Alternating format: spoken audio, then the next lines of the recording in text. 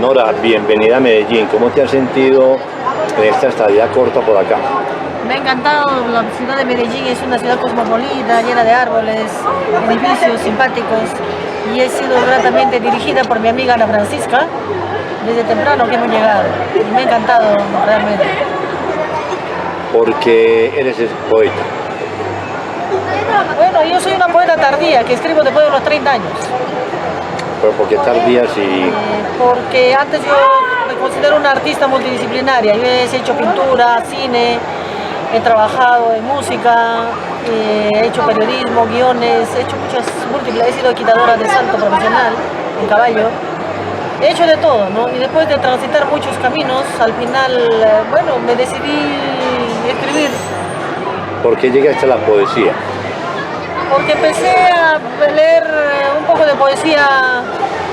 Yo pensé que mis textos que le estaba vendiendo los estaba desperdiciando, porque también tenía un pequeño fragmento de poesía. Yo digo, si esta es poesía, yo hace tiempo seré poeta. ¿Con qué escritor empezaste leyendo? La verdad que a mí me ha encantado Huidobro, el chileno. Luego Emilio Adolfo Fallen y Scorza. Octavio Paz, que me ha encantado, me encantaba. Hay en tu libro mucha presencia del quechua. ¿Por qué? El quechua en mi libro es reciente, desde el año 2011.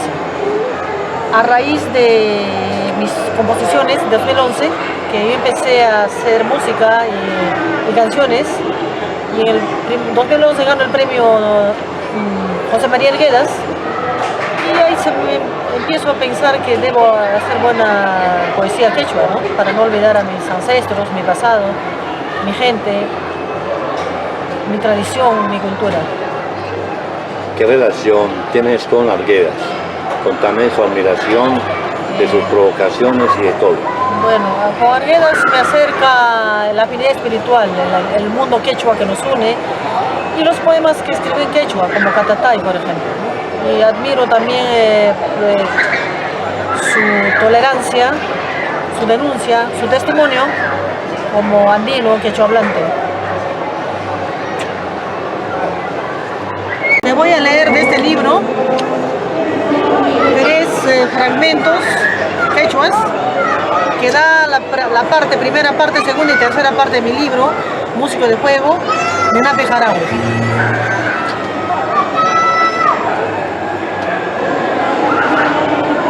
Ñibip yaqillaypa chaqrampi, llapa ñankunapa chimpanakunampi, chiqchiparan nunanchikta chiqtarqa, manan chimpay atinay rawraq supay wasi kanchu. Jarawipa rimarankunata pakipa ninti sin pasco. En el sonido de los viajes refulgentes, la encrucijada de todos los caminos, granizadas nos partieron el alma. No existe infierno que no pueda cruzar, hilvanando versos en la memoria de la música. La segunda parte es la ruta de las orquídeas, que es Huiña y Huaynapa Purisjañán. Mana Hochayuspa, Ginaspapas, Huayuchis Jacunapa, Ushpampa Hawampi, Causaininta Cajmanta, Yimpita Munani, Yipipipi Huiña y Huayna Kunawan, Uchucachipa, Hawanta, Chaymate Munasjai, Puño y Guaira, Jatarinampa. Sobre extintas cenizas de masacre inocentes, quiero volver a pintar la vida con resplandecientes orquídeas por encima de la depredación. Así se levante el viento dormido que han sido. Y la última parte del libro es la ruta de los morochucos. Taki pakuiniki, taki miau, jarawi. Illa huayrapa, uyugyanta y puchka. Muchuy pakaru jawanta, manari marijkunata nanachikuspa. Las canciones que sueles cantar, poeta, están viajando por el cenit del viento turbulento, muy por encima de la miseria, sensible al dolor de aquellos que no pueden expresarse.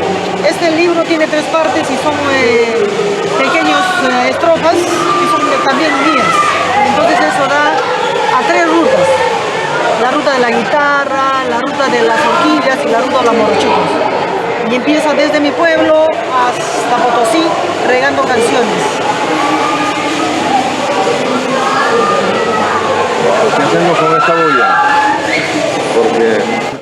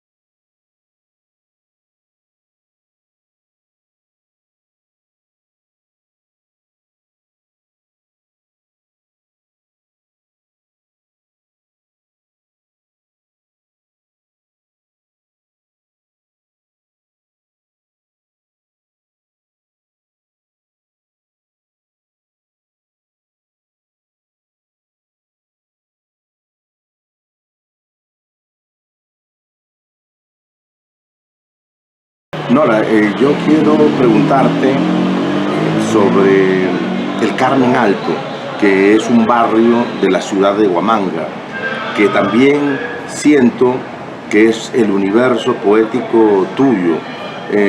Yo quiero que amplíes ese mundo que me parece que es el núcleo de casi toda tu obra poética. ¿Por qué tienes tan enraizado este lugar que se llama el Carmen Alto?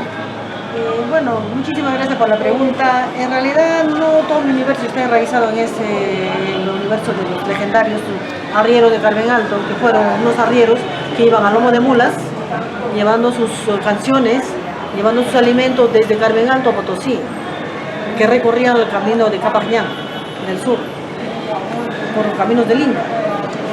Pero mis obras siempre tienen una atmósfera diferente.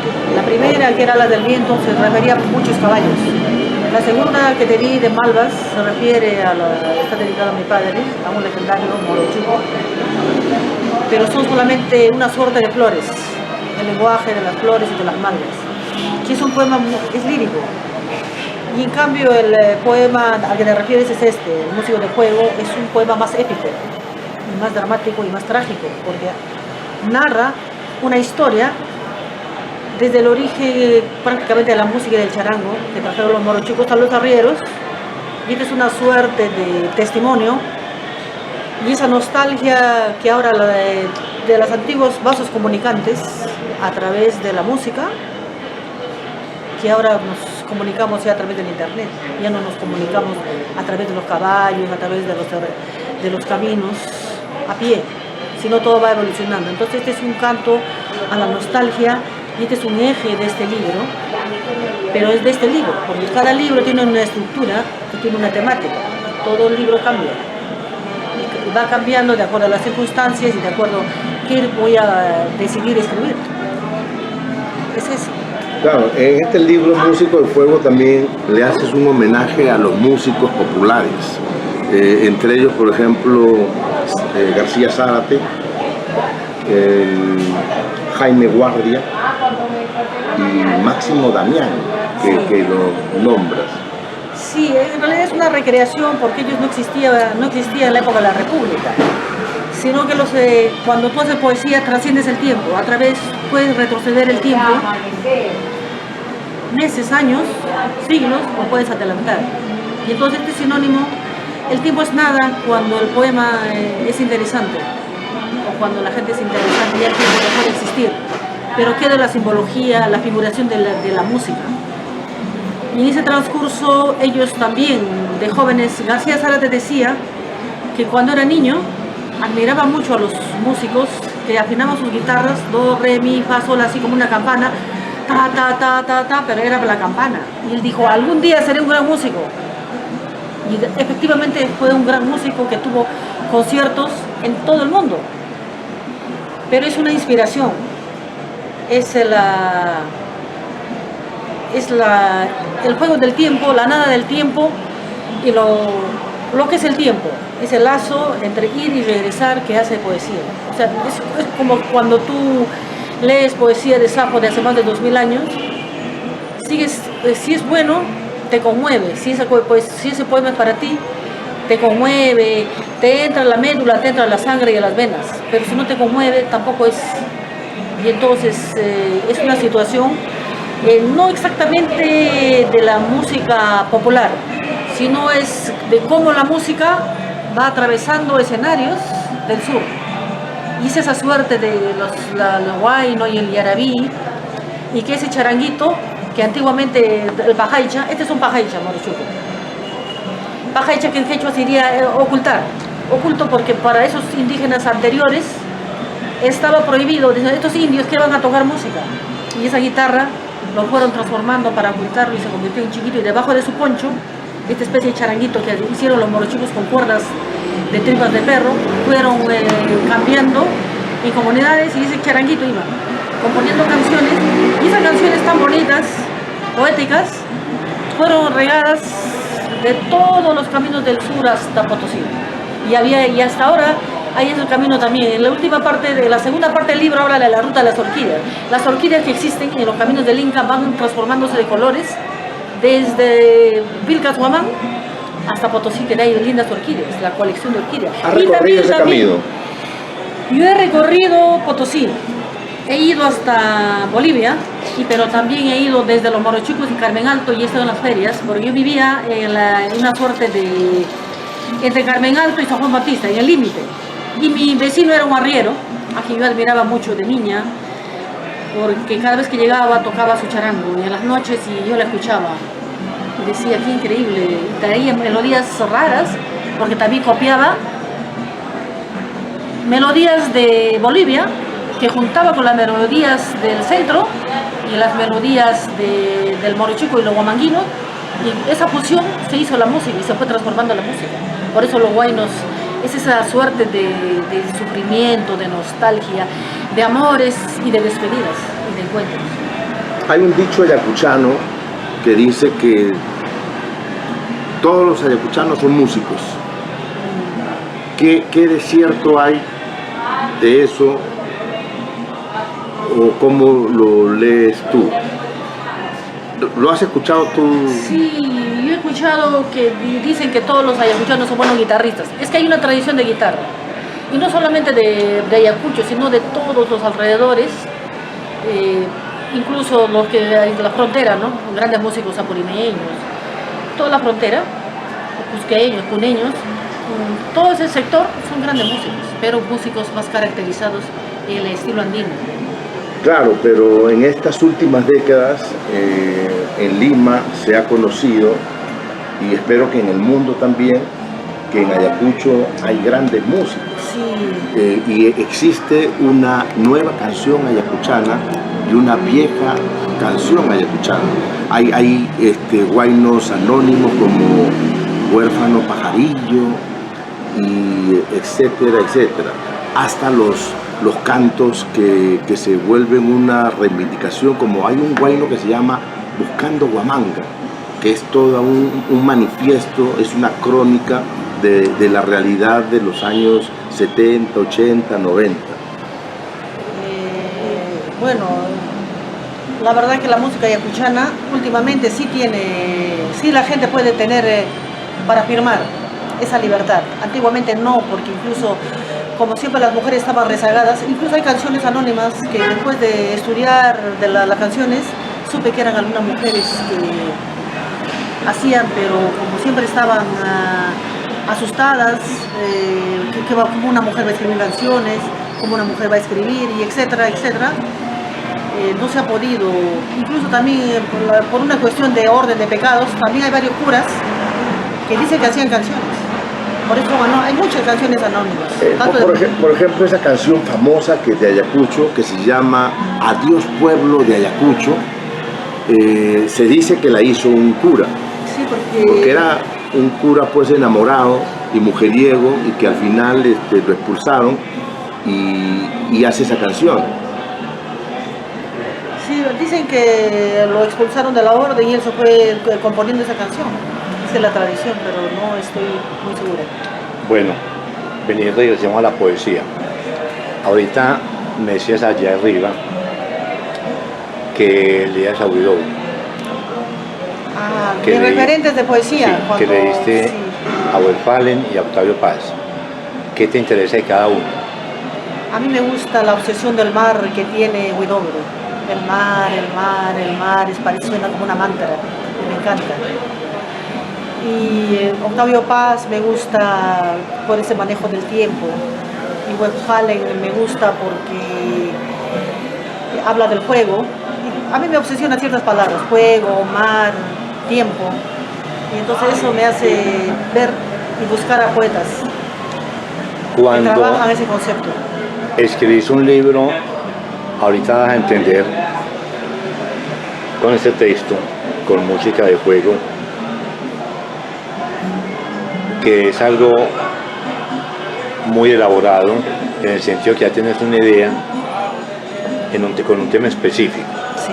Hablas de la estructura, de las diferentes instancias, ¿cierto? Cuando haces eso no se te queda material por fuera, pues ya tienes todo preciso. Para hacer un libro yo primero tengo que investigar mucho. Para escribir El músico de fuego, yo tuve que leer un libro que es un libro más fabuloso, el Capajñán, que tiene como 500 hojas. Y entonces vas leyendo y vas formando esa atmósfera. Y también vas leyendo la historia de la música, porque en cuanto a poesía, no puede solamente ser por el azar, tiene que haber una intencionalidad. Tener un principio, un evento importante y un desenlace. Por eso que yo empiezo con la música y termino con el músico. Primero porque voy a hacer un círculo para cumplir el ciclo, porque es intencional, para que te diga algo, ¿no?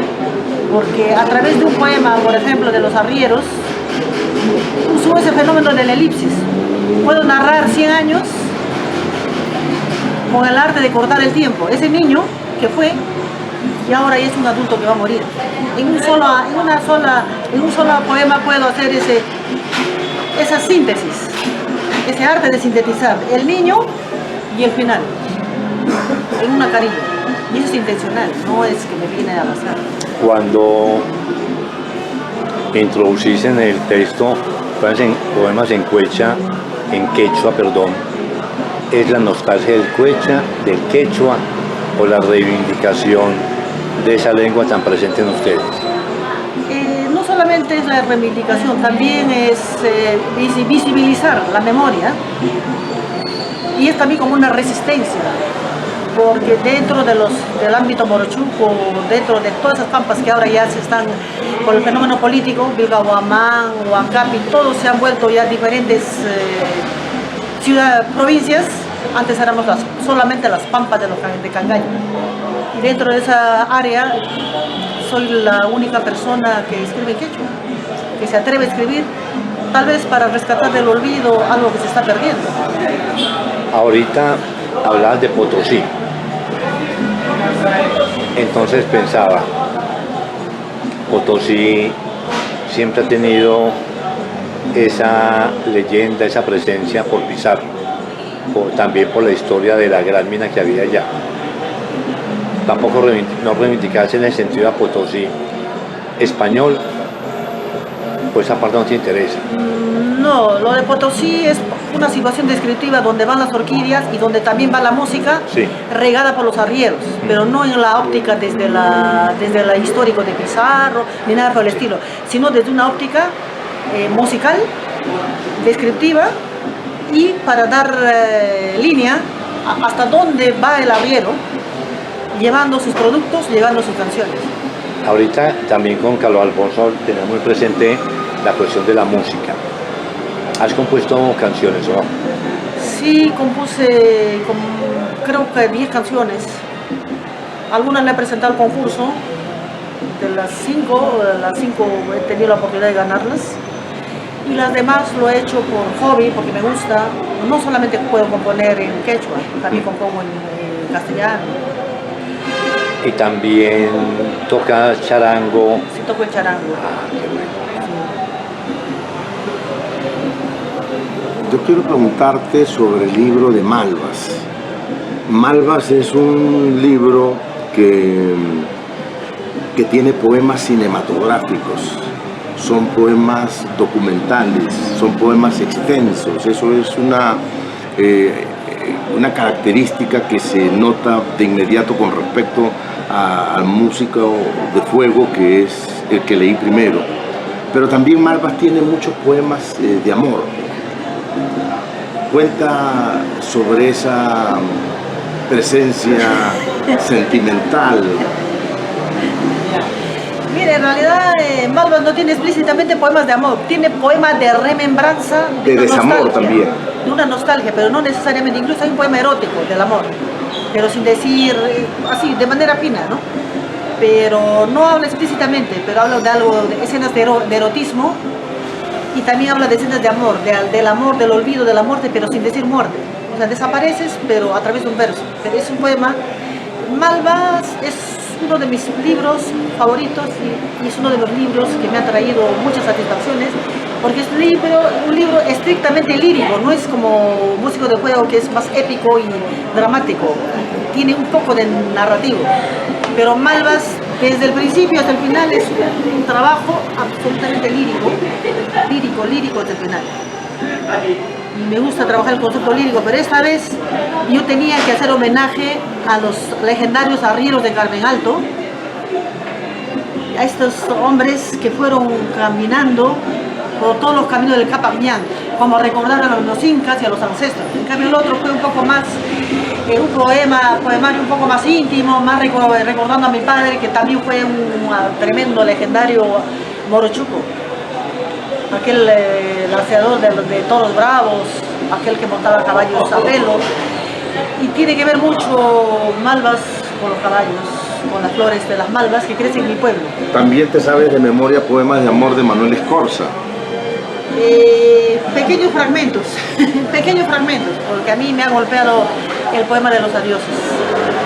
Y ahorita en ese momento no se me fue la memoria, pero sí tenía fragmentos que yo recordaba un día que hablaba contigo.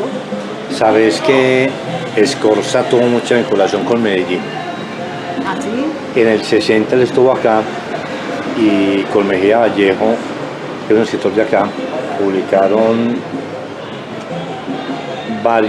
colección de escritores colombianos Y latinoamericanos. En esos festivales del libro. Festivales del libro. Y esos festivales sacaban una cantidad inusitada de libros que yo todavía tengo. Ediciones masivas. Entonces, 20.000, 30.000 ejemplares. Escorza es una presencia en Antioquia de los escritores anteriores y los que arribamos después, muy interesante por esa cuestión. Claro, porque también ese poema de los adioses es chocante para mí, ¿no? Adiós significa vivir entre otras gente, morir sin otras penas, porque la lluvia que te moja a ti me deja seco a mí. A mí me partía el corazón cuando era estudiante de cine y leí esas escenas y yo creo que después soy poeta tardía, ¿no? Después de leer Escorza y después de leer Piedra sobre Piedra, no, ¿cuál es esta de, me olvidé, de Octavio Paz? Piedras del Sol, ¿no? Sí. Me encantó, del principio a final. Y después de leer a Churata, y después de leer a Amat, 5 metros de poesía. realmente he quedado, poco a poco he ido conociendo, ¿no? Pero hay otros poemas de amor que recuerdas en tu memoria. Sí, pero no me acuerdo en este momento. ¿No? En este momento no quiere mostrar que es capaz de enamorarse todavía. ¿Qué dices? Yo estoy enamorada, siempre estoy enamorada. Yo me he enamorado de un árbol, me he enamorado de una flor, ahora me he enamorado del árbol centurión. En Necoclí he abrazado ese árbol, he besado ese árbol, me he despedido.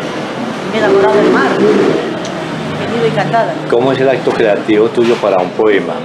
¿Viene de una imagen, una frase, de una remembranza, de un desamor? Viene de un encanto.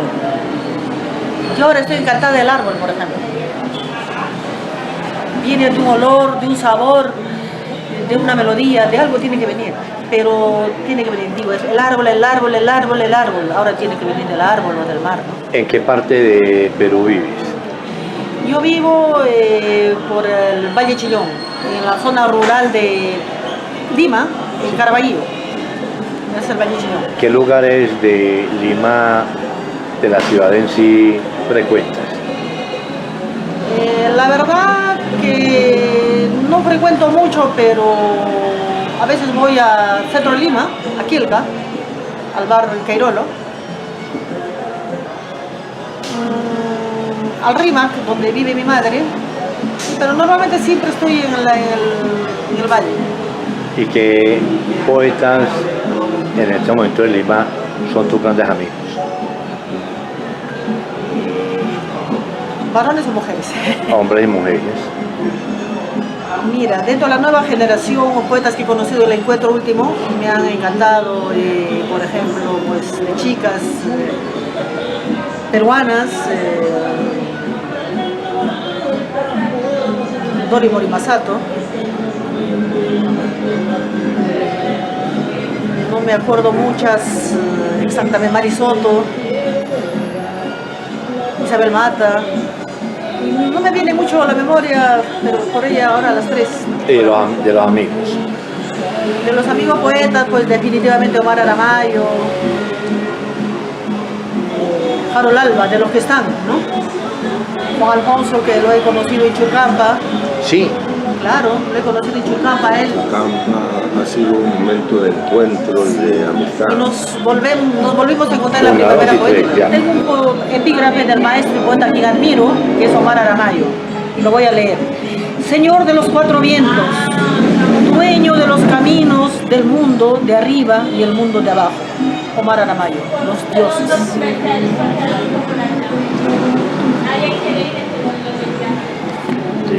No mentira. Buen poeta. Alfonso, ¿cuál es el poeta peruano que más te ha llegado a ti, de más obra y más que es necesario consultar? Una pregunta muy difícil, Víctor. Terriblemente difícil. Porque yo he ido variando mis gustos con el tiempo, ¿no? En algún momento fui gran admirador de Juan Gonzalo Rossi. Antes lo había sido de César Vallejo. Emilio Adolfo Westphalen estuvo entre mis gustos mucho tiempo. Jorge Eduardo Eyerson. Y me quedé un gran momento con José Santos Chocano. Y creo que José Santos Chocano retrató muchas imágenes de la ciudad de Lima, donde yo pues nací. Entonces todavía tengo en mi corazón a José Santos Chocano. Sabes que me gusta esa apreciación porque acordate que Chocano, cuando estuvo en México y todos lugares, fue un vividor. Y vivió en Colombia también. Y en Colombia es muy leído. Mira, sí, en Colombia pasa algo que, por ejemplo, tú puedes escuchar que en un encuentro de declamadores aparece alguien con un poema de Chocano. El poema Nostalgia, por ejemplo, o el poema Blasón, que es algo que no se sabe mucho en el Perú, pero ese tipo de cosas ocurre con Chocano. En ese sentido soy chocanesco. Chocanesco. Carlos Alfonso no mencionó ninguna mujer poeta, pero yo le conté sus gustos como fuera. tu formación literaria desde bachillerato te llevó a leer algún poeta o poetisa peruana que te haya marcado? Porque acordate que uno empieza leyendo poemas en bachillerato en los libros y uno se va enamorando de la poesía. ¿Qué poeta o poetisa chilena te ha marcado? ¿Chilena? Perdón, peruana. Ah, ya. Poeta peruana. He leído una parte de Blanca Varela, tardemente. Y aparte de Blanca Varela, Carmen Ollé, Yolanda Westphalen. No recuerdo muchas lo que me hayan marcado. Yo prácticamente he leído poesía universal, no que me hayan marcado necesariamente que sean de mi pueblo o de mi patria. ¿Has llegado a reflexionar, o sea, a escribir sobre algún escritor o escritora que te interese o no? ¿Escribir como crítica literaria? O como aproximación. Uno muchas veces se acerca a un amigo por la admiración que le tiene, o a una poeta también en ese sentido, ¿cierto? Porque cuando uno dice crítica literaria, siempre la significación muchas veces es aplastarlo o desconocerlo o cosas de esas, pero hablemos de un término positivo. ¿Has escrito sobre una poeta o un poeta que hayas admirado o no? Nunca he escrito sobre una poeta. Primero porque no me gusta la crítica literaria, porque pienso que la crítica es para la gente que estudia literatura o que tiene formación literaria o algo así. La mayoría de los poetas que yo he admirado o que admiro no provienen de la literatura, provienen de la física, provienen de la matemática, provienen del cine. Raras ocasiones yo admiro a un poeta que tenga formación literaria. Si no he hecho crítica, he hecho yo homenaje. He tenido una editorial Obsidiana, porque en el 2010 conocí a Ana Francisca Rodas, que se volvió mi gran amiga, y su libro Obsidiana a mí me deslumbró. Desde ese entonces somos amigas y puse Obsidiana a mi empresa y a mi editorial. Entonces de esa manera sí puedo, a través del canto, a través de un homenaje, a través de algo simbólico, yo puedo juntarme, pero no necesariamente hacer de manera académica una crítica literaria. A riesgo de ser reiterativo, Nora, quiero preguntarte de la manera pues, más amigable, en el colegio, ¿qué poeta encontraste que te llamó la atención, que recuerdes con el paso del tiempo? O poetisa también, o sea, porque, bueno, ese es el tema, ¿no? Poesía escrita, la poesía... Bueno... Sí.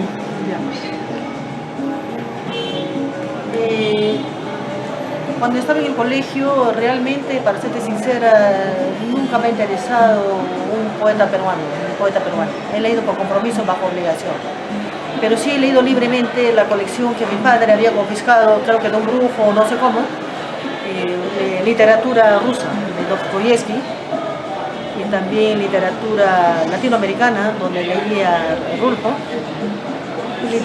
leía Borges, Márquez, toda una colección, pero me ha gustado siempre la narrativa. Yo decidí escribir poesía después de los 30 años, después de pasar muchas lecturas, después de pasar de escena, me gustaba Molière, toda la colección francesa que había traído mi padre, confiscado, era policía, pero no recuerdo que me haya gustado algún poeta específicamente cuando estaba en el colegio. Sería mentira. ¿Nunca escribiste un diario? ¿Perdona? ¿Nunca escribiste un diario? No, absolutamente. ¿Sabes por qué te lo digo? Porque acá todos empezamos haciendo un diario y aprendemos a expresar cosas, es por eso. Simplemente. En mi caso, no, nunca he tenido un diario. Cuando decís que eres una poeta tardía, es que mis amigas han escrito desde los 18 años, 18, 16, 17 años, pero no es el tiempo, porque para mí la poesía no tiene nada que ver con que tengas 18 años, tengas 50 años, 60 años, sí. porque yo creo que la poesía es intemporal. Tú puedes escribir, como te había dicho hace un rato, hace 2000 años, o puedes escribir ahora. Cuando un poema es un poema que dice, que tiene un fondo y un contenido y una forma, no interesa el tiempo. Excepto lo que dice ella. Pero como persistías tanto en lo que decías, primero, que era una poesía tardía, yo creo que estoy de acuerdo con lo que decís, que la poesía temporal. Hay un poema egipcio, un pedacito, no te levantes, corazón mío, a testimoniar en contra mía. Eso tiene 3000 y pico de años, y parece escrito esta mañana. Y bueno, y tampoco la poesía tiene género. No puedo decir que porque soy hombre, porque soy mujer o porque tal, no ponerle sexo a la poesía. Pero si quieres le puedes poner, lo puedes poner desde la óptica de un hombre, desde la óptica de un caballo, de una flor, de un muelle, o cambiar. O digo, porque sea mujer no significa de que, por ejemplo, en este libro está también usado desde la óptica del género masculino. Está hablando el músico y en otro momento está hablando yo, estoy hablando yo. Tengo que cambiar de personaje. No necesariamente dice, ay, eres una mujercita, varoncito, y tienes que hablar desde tu posición. Eso ya no sería poesía. Si ya sería un artículo a lo mejor periodístico, algún ensayo, no sé. Pero es explícito, porque en la ambigüedad está el cambio. Estoy recordando que hay un poema en Malvas donde hablas de la iglesia de Cocharcas. Y en la iglesia de Cocharcas hay un diálogo con la Virgen. Hay una fe latente y una devoción mariana. Sí, efectivamente, pero es la Virgen o alguna mujer que se arrepiente se arrepiente de haber nacido o se arrepiente de su pecado, pero dicho en poesía, hablando de todas las penurias que ha pasado, ¿no? Pero a través de una mujer sufrida, y esa mujer sufrida no necesariamente soy yo, ¿no? Es cualquier mujer que ha pasado penurias en su vida, ha tenido hijos, tal vez no, tal vez sí, qué sé yo. Pero hay una cosa que me hace repensar lo siguiente, que puede ser mujer, eso es cierto, pero es evadirse porque el poema es tuyo. O sea que no es cualquier mujer, sino que es un poema tuyo. El poema es mío, pero hay poemas en que yo me comprometo. Y hay poemas en que no tengo que comprometerme. ¿Y por qué esa Porque dualidad? recreo, porque si voy a hablar de mi poesía, yo, sería un poema testimonial. Yo no creo en el testimonio. Que para hacer testimonio prefiero hacer un artículo periodístico, ¿no? Hacer una crónica, que ya no sería poesía. Entonces no revalúas el yo. El yo en algún momento, pero no todo el tiempo tengo que poner el yo. A veces tengo que alejarme y poner otra óptica. ¿Sabes qué decía Cortázar con respecto a eso? Que él le habían dicho mucho eso. Entonces él empezó a escribir los cuentos en la tercera persona. Y de un momento no va a hacer eso. El que escribo soy yo y el testigo soy yo. Y aunque cuando escribía en tercera persona se sentía falso. Es una opinión, sí, que es importante. A mí hay un poema que me gusta y que no está en primera persona, que es neutro, y para mí es uno de los poemas más lindos del libro. Pero hay un poema también que ¿Te lo sabes? ¿Te lo sabes? No me lo sé porque no me acuerdo lo que escribo. Porque yo corrijo ¿No te y voto. sabes los poemas tuyos? No, porque Yo no escribo puedo bastante y creer. corrijo y voto. Digamos que de este libro yo he tenido que sacar el doble. Es solamente lo que, en el proceso de corregir, voy eliminando muchas cosas. Porque si me lo hacer de memoria sería terrible. Pero yo te digo, cuando eliminas textos y los lees después, No, porque elimino lo malo. no te da duda de pronto de reelaborarlo alguna cosa. No, yo elimino No. lo malo.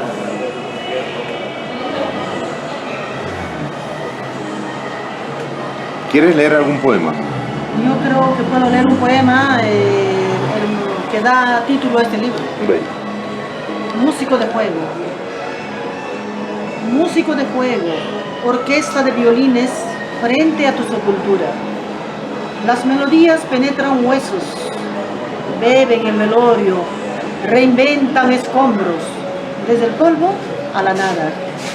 Espectador de cenizas, junto a la piel de vicuña dejaste tu charango, en aquella fortaleza alumbrada de luciérnagas, con ojos de puñales, sembraste el rumbo, las semillas, los horizontes, orquídea de la memoria, resplandor en la ruta del arriero, en su canto bajo la luna. Está bonito, ¿sí? No, ese poema es bueno, ese poema es muy bonito. No necesito decir que yo soy, no necesito de que tú eres, sino No, que a veces hay- tú tienes que hacer la ambigüedad y a veces en lo neutro, no es que no me lo crea, yo me lo creo. No, eso está claro. No me lo Ahí, creo. ahí hay, digamos, Es que hay un trabajo de la palabra, Claro, porque si y yo voy a decir yo, le das la voz. entonces ¿para no, qué? le das la voz al personaje. O sea, está bien. O sea, está Pues bueno el poema. has estado en el festival en Necoclí. He estado en un festival extraordinario, fabuloso, hemos tenido un recital, que en mi vida he tenido un recital frente al mar. Era estupendo, la playa, el mar, la noche, que realmente un ambiente poético. Y he conocido gente estupenda, conocí un árbol maravilloso que tenía no sé cuántos metros de grosor, hicimos una ronda alrededor. Esto era poesía. El problema de abrazar el árbol de Centurión es que va a terminar casada con el poeta que lo enseñó, que es Juan Mares. Juan Mar es un estupendo poeta. Mandarle La verdad que no estaba en el programa ir a ver el árbol. Yo me enamoré del poemario y de ese árbol. He querido conocerlo personalmente y al final un grupo de poetas me acompañó y los demás ya no. Porque sí, digo, si no van, yo voy sola. Pero igual al final fuimos todos, la mayoría. enviarle un poema a Juan Mares, un saludo, perdón. Juan Mares, estoy encantada por tu libro Centurión y en realidad fui, como te dije, a conocer aquel árbol. Muchísimas gracias por tu poesía y por ese árbol maravilloso. Hemos mencionado a una gran poeta que es Ana Francisca. ¿Qué admiras de ella? Admiro su buena poesía y como persona admiro su encanto, su alegría, su mente abierta, es espectacular. ¿A quién conociste allá en Necoclí que te A quien gustó? hizo Bárbara Lindi, me ha encantado. Incluso he traído su poesía, Los pájaros, algo así, no me acuerdo por lo voy a abrir, Sí. lo que tengo acá.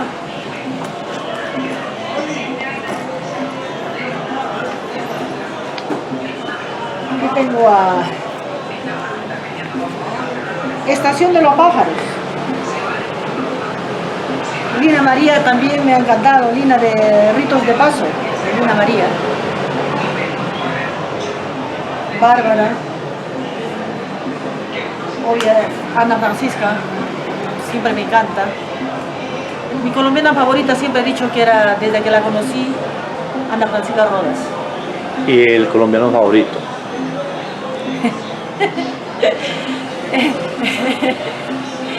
¿Quién es? Los amigos que ahora conozco, ¿no? No ve.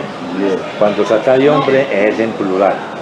No, pero el asunto es que me estás diciendo a los que me han encantado, ¿no? El colombiano que más favorito.